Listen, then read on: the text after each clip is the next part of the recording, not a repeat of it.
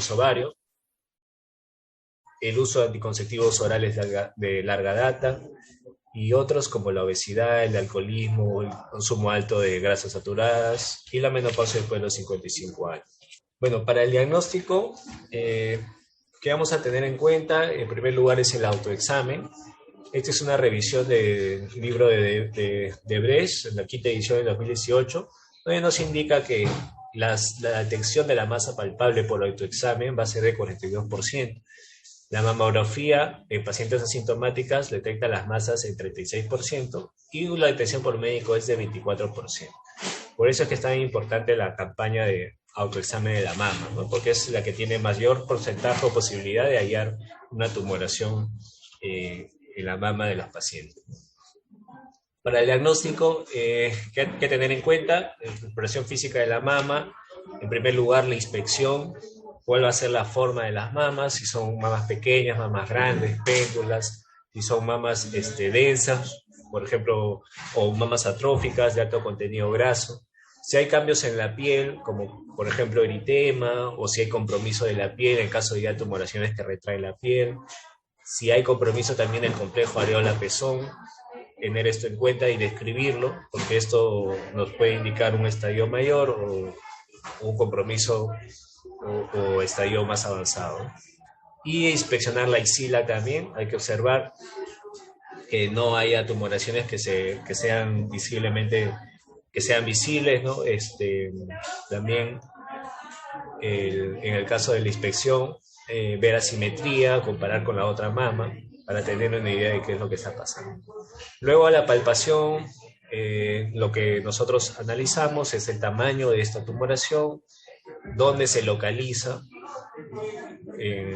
según los radios, según los cuadrantes, si hay otros nódulos asociados o si son varios nódulos, cuál es la forma o la consistencia. Hay tumoraciones que son blandas, hay tumoraciones que son pétreas, hay unas que son de forma ovoidea, espiculada.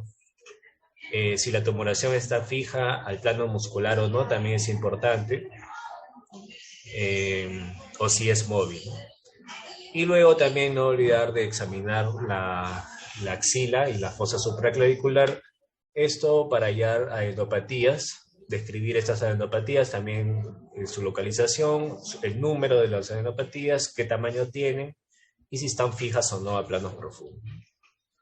Bueno, para el diagnóstico lo recomendado, ¿cómo se detecta un nódulo o un cáncer de la mama? Lo recomendado es que en pacientes entre 20 a 40 años se haga un autoexamen de la mama una vez al mes durante el quinto o sexto día del periodo menstrual. Y en pacientes que tienen más de 40 años, lo recomendado es una mamografía una vez al año. ¿Qué vamos a hacer con los pacientes en lo que es masas palpables? Esto va a depender mucho de la edad del paciente. Si tenemos un paciente que tiene menos de 30 años, el examen ideal o el examen de elección en este tipo de pacientes va a ser la ecografía. La ecografía, bueno, es un examen donde se utiliza, ahí como vemos en la imagen, un traductor lineal de alta frecuencia, ¿no? El paciente está recostado, de cúbito supino algo oblicuo. Es una posición que va a permitir que el grosor de la mama se minimice, ¿no? Y se pueda ver las lesiones con mayor claridad, ¿no? Bueno, se va a escanear ambas mamas en varias proyecciones y vamos a hallar diferentes características según el ecógrafo, ¿no? Esta ecografía, bueno, es un examen directo, ¿no? Es de bajo costo, es operador dependiente, aunque no se utiliza de cribado, ¿no? Determina si una masa es sólida o quística y puede caracterizar su apariencia, ¿no? Y se complementa muy bien con la mamografía, ya en lo que es sensibilidad y especificidad, asociándolas y aumentando sus valores predictivos positivos y negativos. Eso lo vamos a ver un poquito más adelante. Dentro de la ecografía, lo que hay que evaluar, o lo que se puede evaluar con la ecografía, es las diferentes estructuras, ¿no? Por ejemplo, en el caso de la piel es lo primero que se va a ver, más o menos es un grosor entre 2 a 3 milímetros. La grasa se ve hipoecogénica, excepto en el hilo de los ganglios, ¿no? El tejido glandular puede ser hipo, iso o hiperecogénico respecto al tejido adiposo subcutáneo. Los conductos mamarios ya son estructuras hipoecogénicas, el pezón es hipoecogénico, y las costillas se ven hipoecogénicas, ¿no?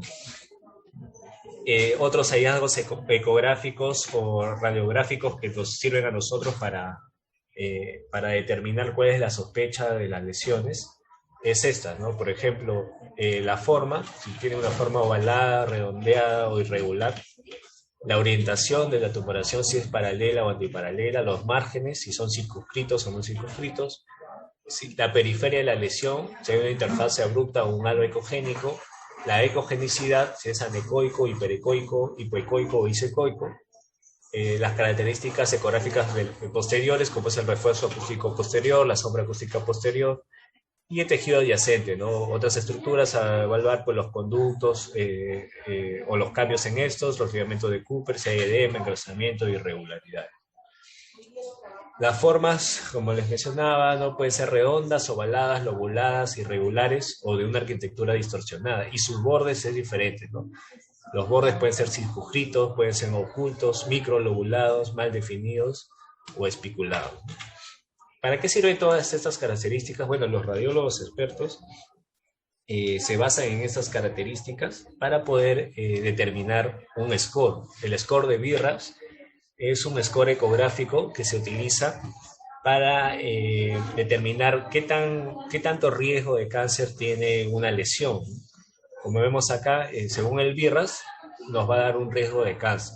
En este cuadrito se puede apreciar, ¿no? Acá, bueno, no incluye el 1, pero vamos a ver más adelante. El 2, una lesión benigna, que son generalmente quistes simples, cambios inflamatorios, ganglios intramamarios, amartomas o lipomas, con un porcentaje o riesgo de cáncer de 0%. BIRAPS 3 es probablemente benigna, como en el caso de los fibroadenomas, con un riesgo menor del 2%. En BIRAPS 4A es indeterminado, como los fibroadenomas, los papilomas o también carcinomas ductales. BIRAPS 4B, BIRAPS 5 ya son lesiones un poquito más sospechosas, con riesgo de malignidad que superan el 50%. Asimismo, para la mamografía es el examen que también hay que tener en cuenta, ¿no? La mamografía es un examen de rayos X utilizado, que lo lleva a cabo un radiólogo tecnólogo experto, ¿no? Capacitado en este examen. Consiste en comprimir las mamas entre dos placas transparentes, como vemos ahí en la imagen, ¿no? Estas placas están conectadas hacia una computadora donde le toman unas fotos en diferentes ángulos, ¿no? Tanto para una mama primero y luego para la segunda mama. Normalmente este examen solo causa pues una ligera incomodidad en los pacientes, ¿no? Una molestia que se va a los pocos minutos, pero hay algunos pacientes que según su umbral del dolor van a tener un poquito más de molestias al momento del examen. ¿Por qué? A veces los pacientes mucho preguntan que le tienen que aplastar la mama, ¿no? Y eso es algo que es necesario, porque al aplastar la mama va a reducir el grosor y se va a poder ver mucho mejor el tejido mamario. Entonces, lo ideal es que esta máquina o los rayos X penetren la menor cantidad de tejido superpuesto, ¿no? Y pueda llegar a ver directamente el tejido glandular. Este procedimiento dura alrededor de 20 minutos, ¿no? Es también ambulatorio, ¿no? Y también hay otra pregunta que muchos hacen los pacientes, si es la exposición a la radiación, ¿no? Bueno, ya en máquinas modernas, como las que contamos acá en el instituto, la radiación es mínima en comparación con los radiólogos antiguos, ¿no? Que sí eran de diferente tecnología. Entonces, la mamografía también nos permite hallar, según diferentes características que analizan los radiólogos, una categoría BIRAPS. Y según este BIRAPS, pues una posibilidad o un porcentaje de riesgo de cáncer, ¿no? Como vemos en la imagen. Las imágenes del 1 al 3, 1, 2 y 3, son imágenes que son de muy bajo riesgo, ¿no? Generalmente pasan estos pacientes a screening o observación, a controles periódicos. Cuando ya tenemos un BIRAPS 4 o 5, ya el riesgo aumenta. En el 4 hay tres subcategorías, 4A, 4B, 4C. donde el porcentaje de riesgo va entre el 2 al 10%, del 10 al 50% y del 50 al 95%. Y en el 5, el BIRRA 5, ya son altamente sugestiva malignidad con más del 95% de posibilidades. En esos casos son los que están indicados casi directamente, acompañados siempre de la exploración clínica y del criterio clínico del médico que examina la biopsia core, ¿no? Y 6, BIRRA 6 ya es una categoría que se usa para pacientes que ya tienen patología confirmatoria de neoplasia maligna. Bueno, acá la misma imagen, como les decía, ¿no? Los valores predictivos positivos para riesgo de malignidad según el BIRRA. Bueno, dentro de lesiones no palpables, las lesiones no palpables son lesiones que no van a ser detectadas mediante el examen físico, ni por el paciente, ni por el médico que las examine. Entonces, acá viene lo más importante, porque para esto justamente es la importancia de la mamografía, ¿no? Estas lesiones no palpables, o sea, que no se pueden determinar bajo la palpación, el examen ideal es la mamografía. Por eso es que se indica anualmente que se hagan las pacientes o por screening o por rutina, que se hagan una vez al año todas las mujeres a partir de los 40 años. Esta mamografía lo que va a permitir es hallar lesiones subclínicas, ¿no? Y de estas lesiones subclínicas, no todas van a ser cáncer, por si acaso, ¿no? Hay un estudio que dice que de todas las lesiones subclínicas que no son palpables, solamente 30% van a ser cáncer, ¿no? O van a ser malignos. Las campañas de detección precoz de cáncer de mama, la mejor educación sanitaria y la concientización sobre el problema del cáncer por parte de la mujer son causas del diagnóstico cada vez más frecuente de las lesiones mamarias subclínicas. Por eso es que hay muchas campañas de diferentes entidades acerca del uso de la mamografía. Bueno, dentro de las imágenes etiquetadas como lesiones no palpables, las más frecuentes encontradas en una mamografía van a ser estas que están enumeradas aquí. La primera imagen más encontrada es las microcalcificaciones. Estas pueden ser irregulares o agrupadas. También se pueden evidenciar algunos nódulos, pero de pocos milímetros, que son muy heterogéneos o mal definidos o irregulares. Hay imágenes también estrelladas o estelares irregulares con prolongaciones, que son de alta sospecha en malignidad.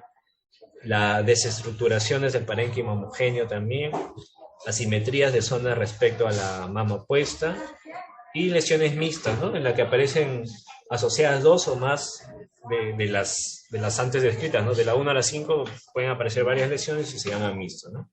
Entonces, por ejemplo, ¿no? En el caso de las imágenes estelares con microcalcificaciones, es muy sugestivo de cáncer, ¿no? Tienen alta probabilidad de que sea cáncer, por lo que está indicado unas biopsias, como les voy a mencionar un poquito más adelante. Entonces acá hay una tablita donde se puede ver el grado de malignidad según el tipo de las microcalcificaciones, ¿no? Lo que le mencionaba.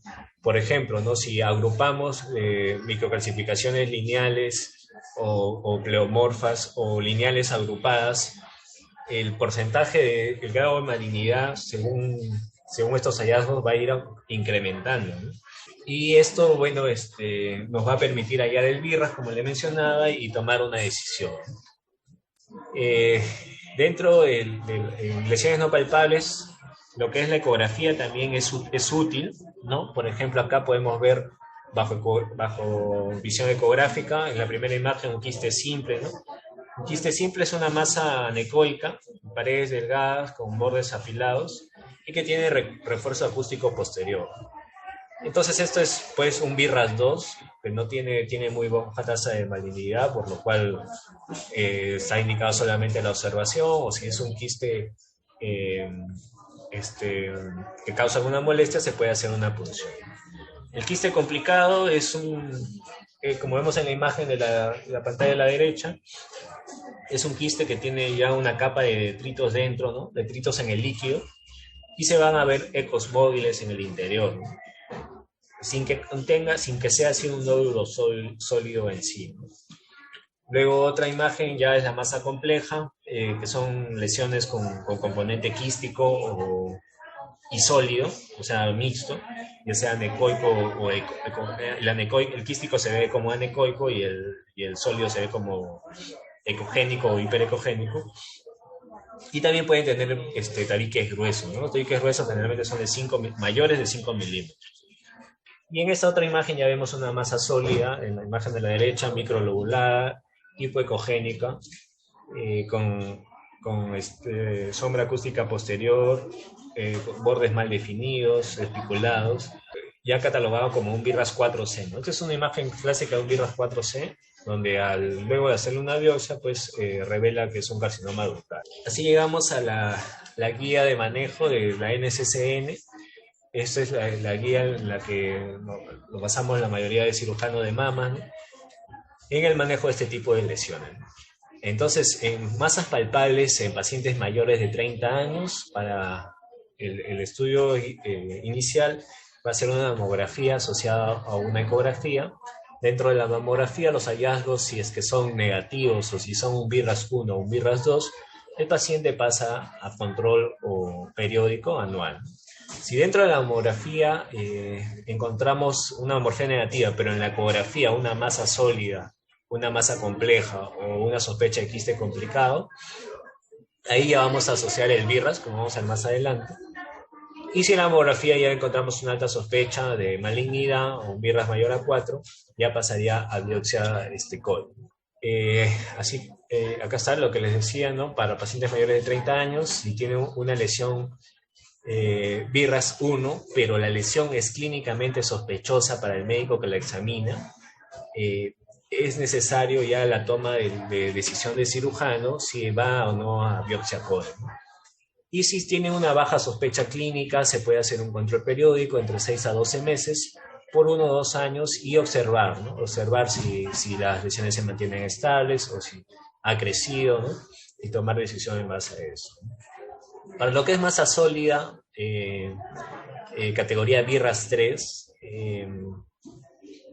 lo que nos indica la guía generalmente es la observación, ¿no?, y hacer un control periódico cada 24 meses. De acuerdo a este control periódico con una nueva mamografía, ecografía y examen clínico, se determina si la lesión crece o si la lesión sigue igual.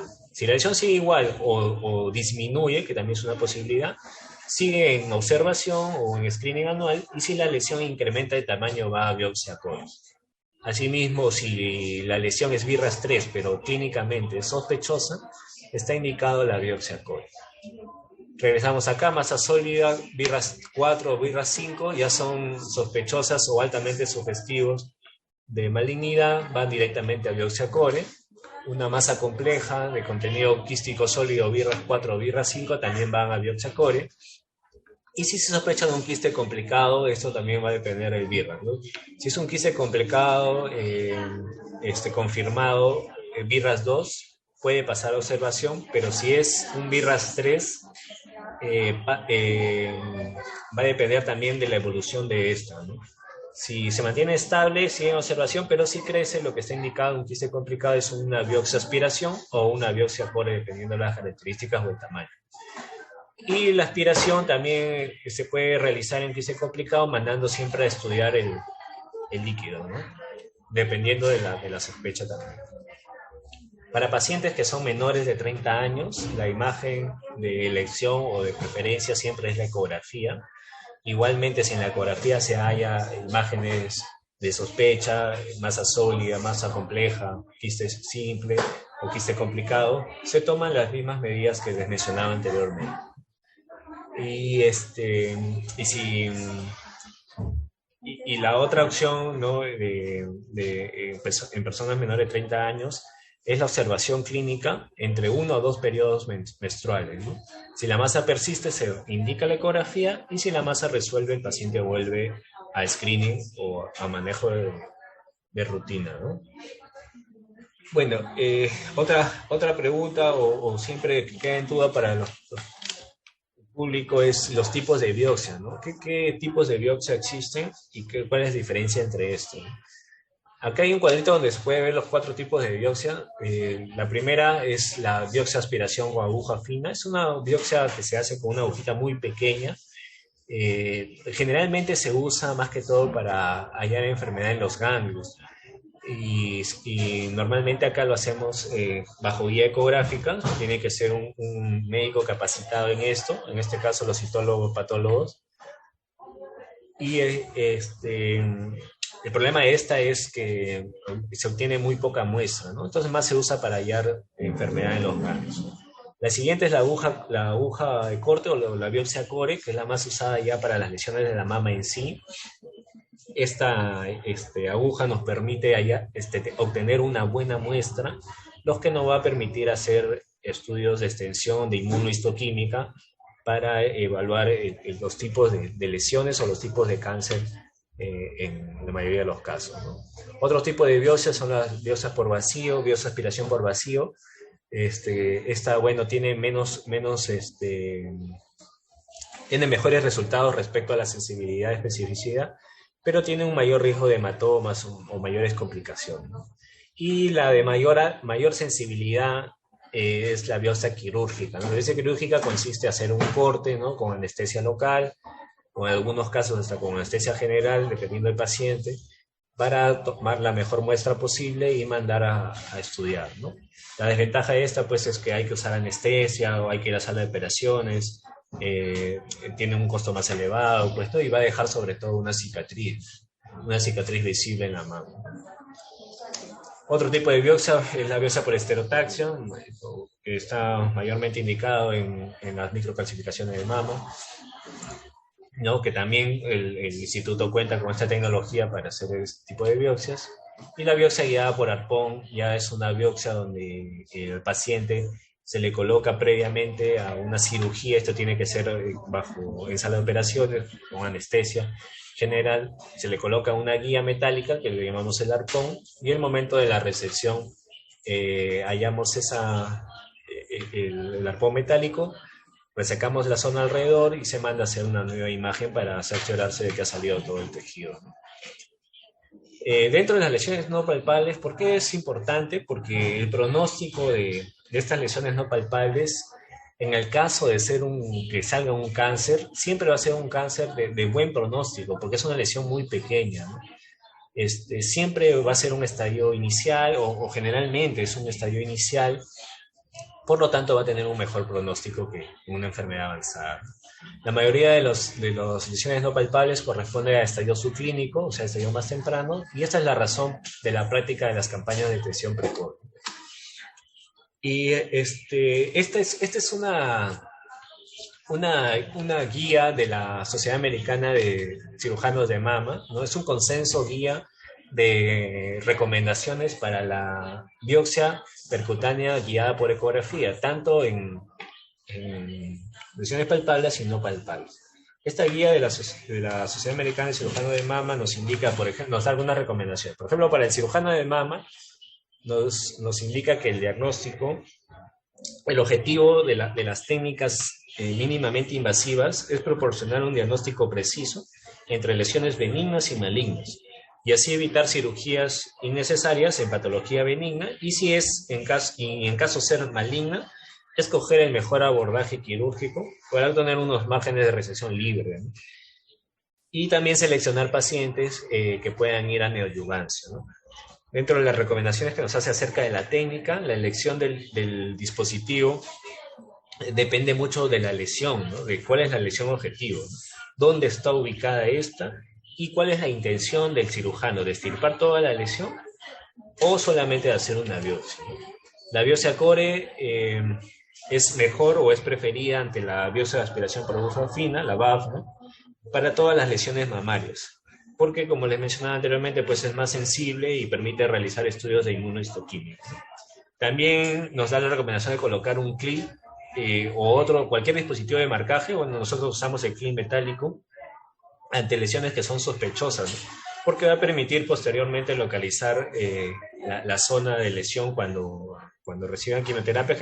Hay muchos pacientes que responden muy bien, y pues nos queda el clip de guía para resecar la zona donde estuvo el tumor, ¿no? Y también recomiendan la biopsia guiada por ecografía en masas palpables, y En masas no palpables también está indicado la biopsia por ecografía porque es más cómodo para el paciente también. Dentro de la concordancia, el examen clínico, imágenes y resultados de la biopsia siempre deben determinarse y documentarse, guardarlo siempre en la historia clínica, y los resultados discordantes de la biopsia deben hacer que se repita la biopsia o realizar excisión quirúrgica. También tenemos mucho paciente que al realizar la biopsia nos sale que se trata de una neoplasia fibroepitelial, que es una lesión de baja sospecha, pero clínicamente o por imágenes teníamos la duda de que sea una lesión mayor. Entonces hay que tener una concordancia entre lo que hacemos la biopsia y la determinación de realizar una biopsia ya quirúrgica, una biopsia más grande.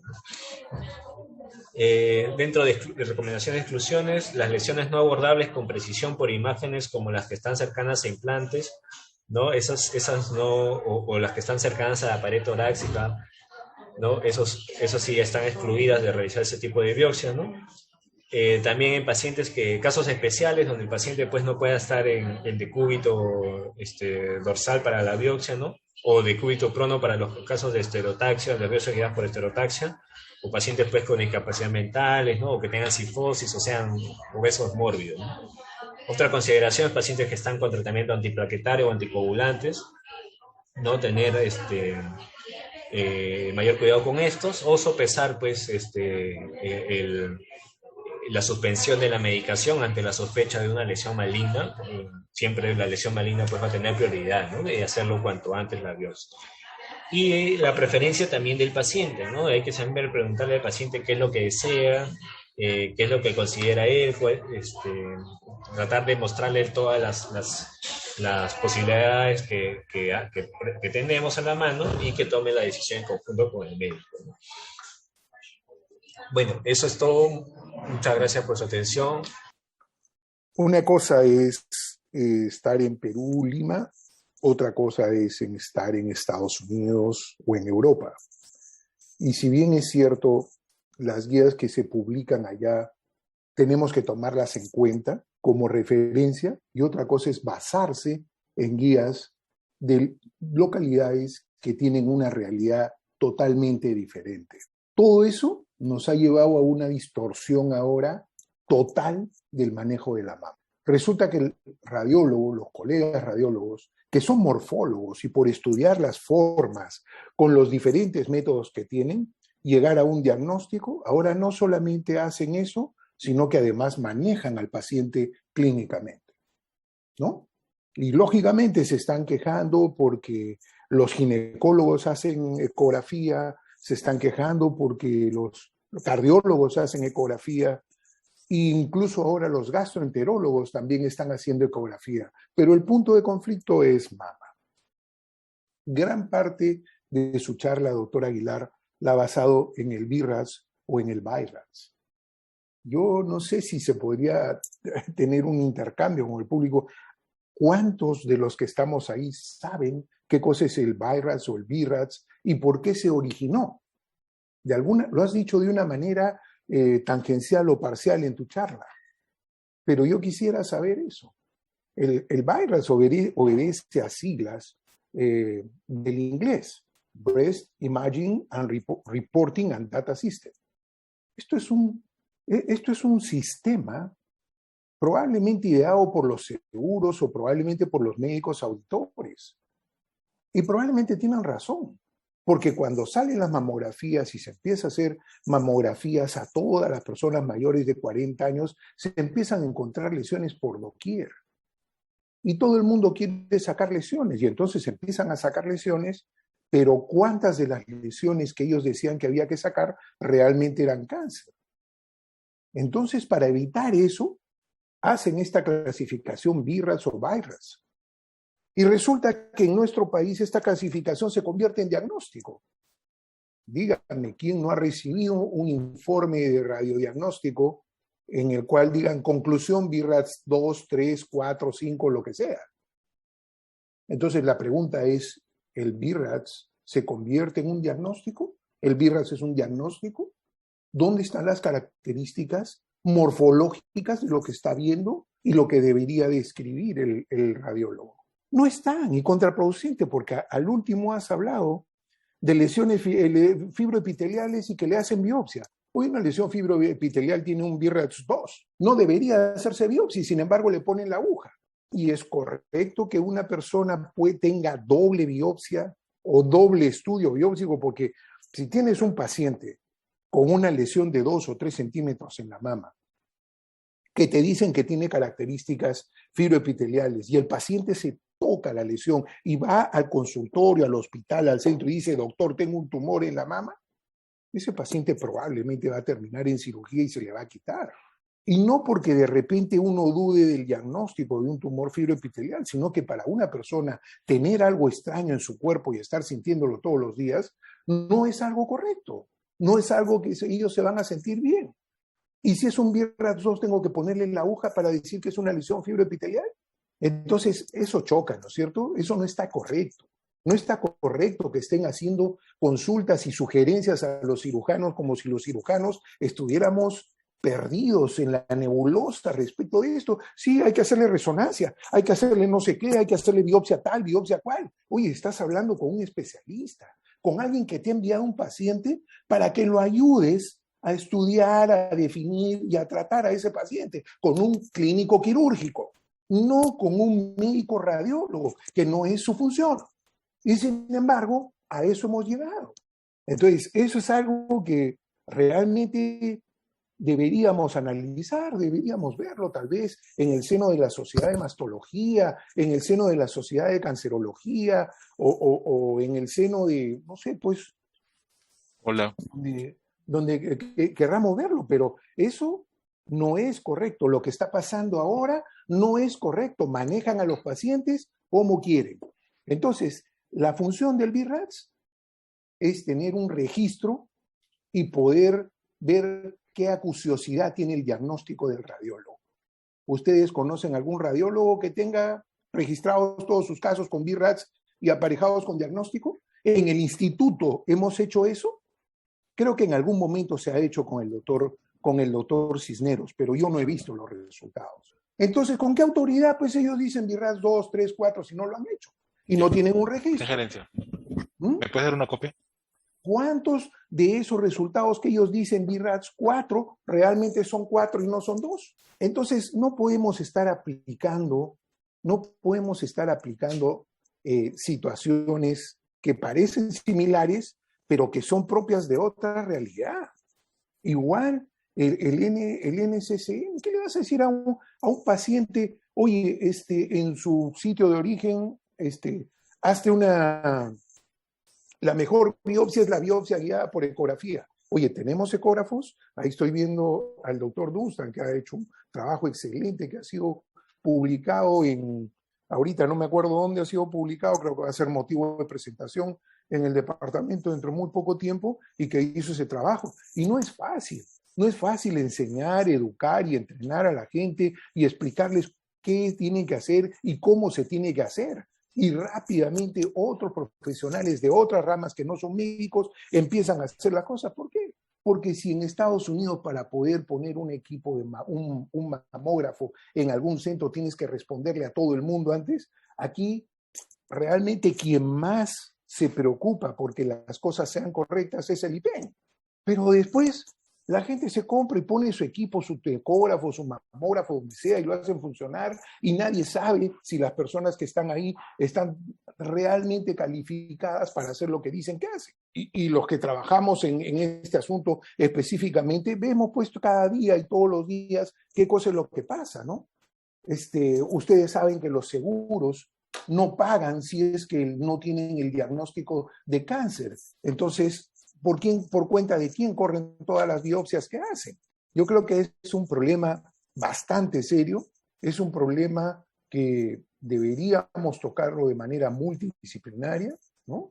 Y deberíamos discutirlo para que los especialistas hagamos lo que tenemos que hacer y para lo que estamos capacitados. Y no podemos estar dándole pues indicaciones como si fueran chiquitos de primaria a otros colegas que trabajan y que manejan lo mismo que ellos. Y con eso nos cierran la posibilidad de manejo con un paciente. O sea, si ustedes quieren observar y él ya le metió la aguja al paciente, ¿qué van a hacer? ¿Qué van a hacer con su paciente?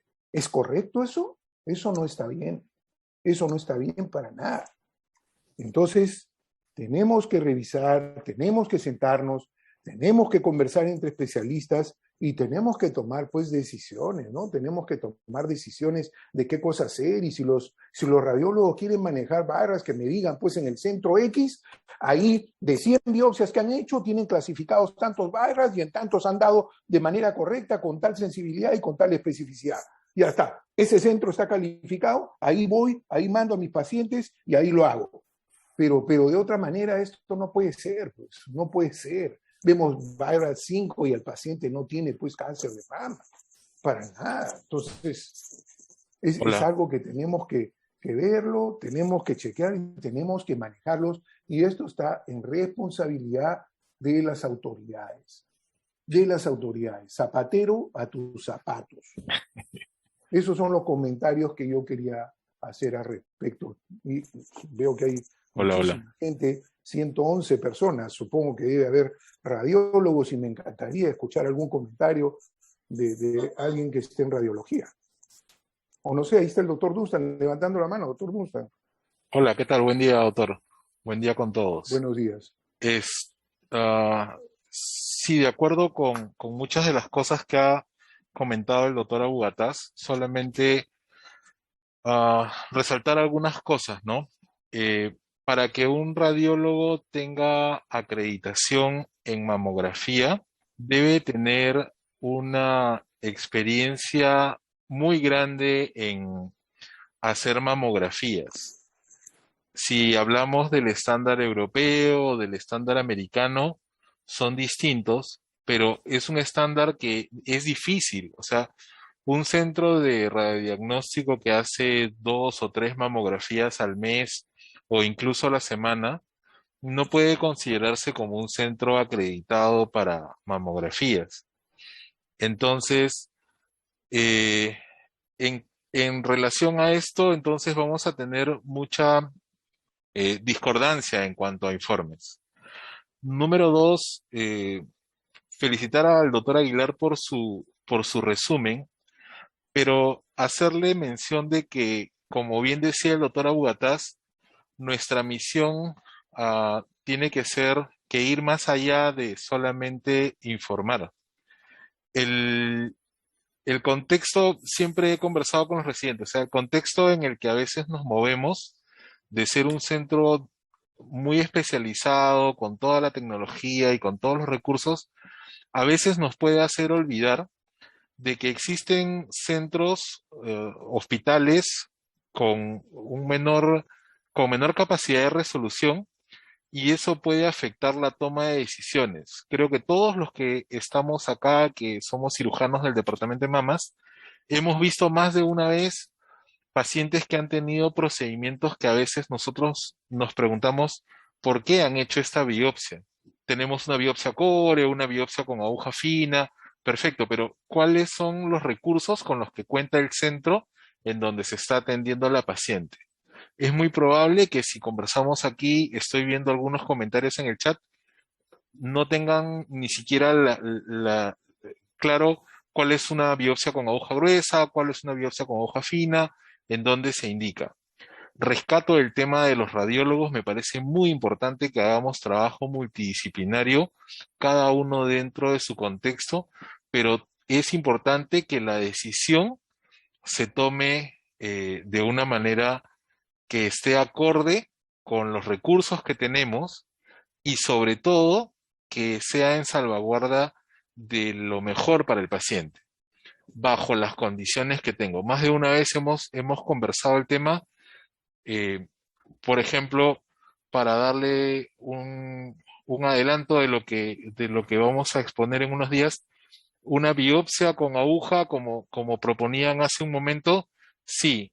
Y la marcación cuando se crea conveniente para luego identificar la lesión, porque ya supones que ese paciente va a tener un tratamiento previo y luego vas a tener que localizar la zona donde estaba la lesión.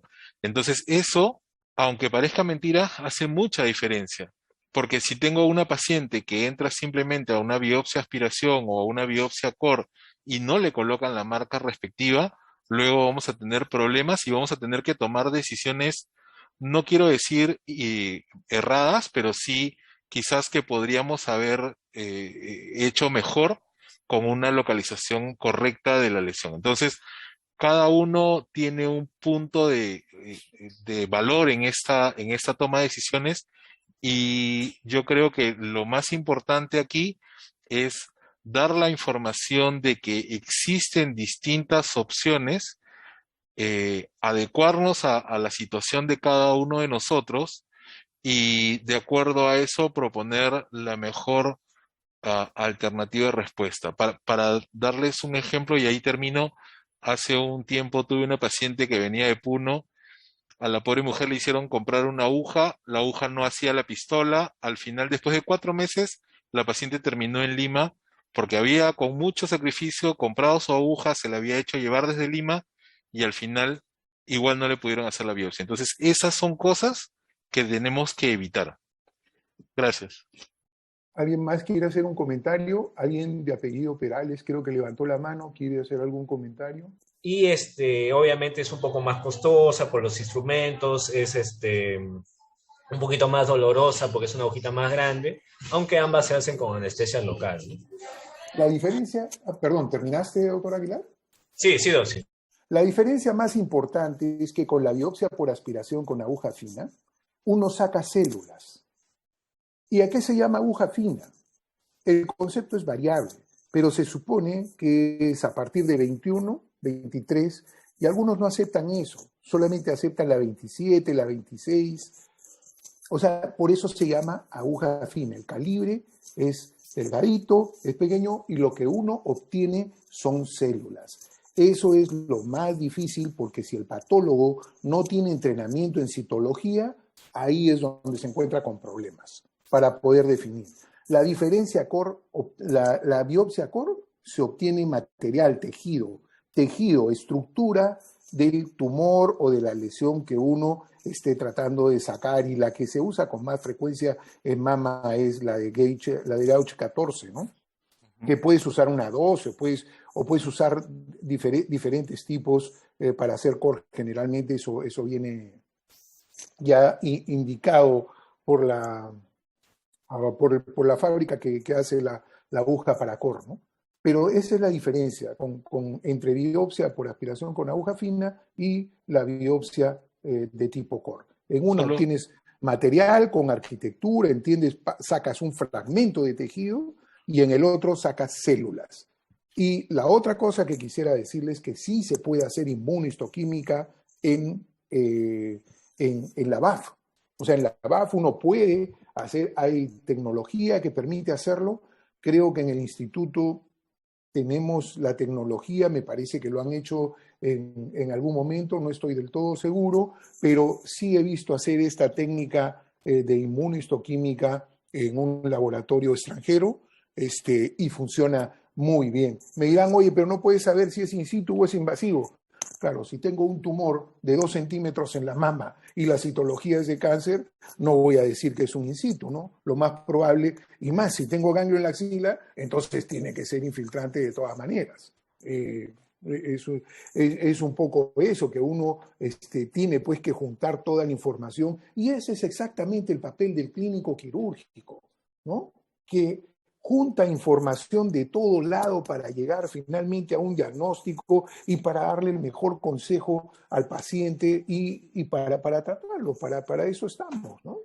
De acuerdo, justamente quería opinar al respecto de eso mismo, ¿no? Que sí, sí se puede hacer inmunistoquímica en la BAF, y para nuestros residentes, que lo que sucede, lo que vemos en el instituto no es lo típico.